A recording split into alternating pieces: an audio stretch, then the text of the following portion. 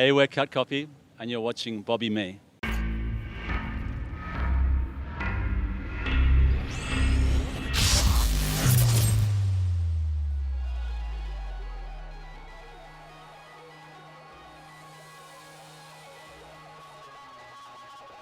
Cut Copy.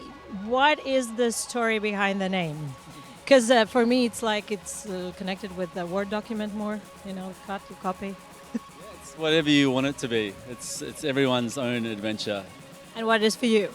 I guess I started out as a graphic designer, so it probably is sitting on a computer doing some very boring work. And how did you all come together as a band? Because from graphic design to music and then performing in festivals, it's not like the straightest way, I guess. Yeah, I mean, I never studied music or anything, but kind of did it as a hobby. Yeah, I was making some music. Tim was a friend of mine who played guitar and was sort of into kind of different music, and we became friends and I guess like sort of exposed each other to different kinds of music and sounds and thought we'd try working together. And yeah, he added some guitar to some songs that I was writing, and then it sounded pretty cool and pretty interesting. And then we decided we should turn it into sort of more of a band. Mitchell was Tim's housemate at the time. He just bought a drum kit, didn't know how to play it, but he was our best option as a drummer. And then a few years later, Ben joined the band, and he's the one that knows how to play everything. So I'm glad that he joined the band. So, How would you describe the sound of Cut Copy? Pop music is pretty good. I mean, it's pretty danceable music. It combines quite a lot of things, I guess. So yeah, there's some people might like that it's danceable, or some people might like that it's somewhat emotional. We throw a lot into the mix. Anything to add? I guess part of what we do is it's not one thing. It's like there's a bit of dance music. We have interest in more experimental music, guitar music, electronic music. It's all kind of in there in different ways. So I think there's a lot of different things, that are probably part of what we make as musicians. I know the musicians don't like this question, but I'm still going to ask it. What is your favorite song to play in the shows? I don't know. It always changes. I think usually it's if we have new music out, it'd be one of the new songs. So yeah, probably actually a song we're not going to play tonight. But yeah, there's always probably the newest music is the most exciting because it feels fresh, and I guess that it always feels exciting when you have a new album finished because you'll be playing something new and you almost don't know how it's going to work. Like it's a bit more exciting. Why would you? Probably the first song of the set. That's the one I usually remember. But the rest is a haze. So whatever we play first, that's the best song. Yeah. And for you guys? I really like the intro. It's good. It's probably the most complicated song we play in the set, so there's a lot to remember in it. So the intro for me. During your music career, what do you feel has been the biggest challenge for you as musicians? I mean, there's a lot of challenges in life. Being a musician isn't really that challenging at times. It's more fun. And for you? I mean, I guess learning to play an instrument has been the ongoing and changing challenge. Trying to get better in order to make songs sound better, or as you know, with each record, kind of try to evolve the sound a little bit, and yeah, each time having to learn to play. So yeah, I guess that's for me. Since we didn't start off playing drums and only started when we joined the band. So yeah, that would probably be different than most drummers in bands, but that's been my one, actually learning to play at all.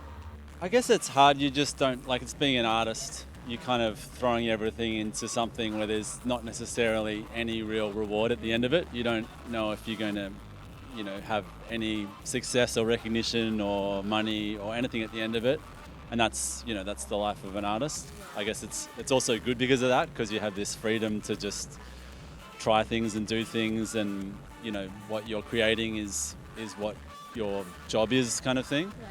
But yeah, it's also a little stressful at times. You just don't know, you could be trying to make something and you don't know if anyone else is going to understand it. So yeah, that can be good and bad. Yeah. And for you? These guys said it all, but yeah, I mean, just staying relevant, I guess. As time goes by, you get older and you just hope that what you're doing still appeals to people as the years go by. But luckily for us, we enjoy creating and moving forward, so it's not that much of a challenge. But yeah, obviously, staying in the game is what we're trying to do. Yeah. Do you feel like it's important for you to put some sort of a message in your songs so that people hear it and they get to think about something? So is it important for you to have it and so that people understand it?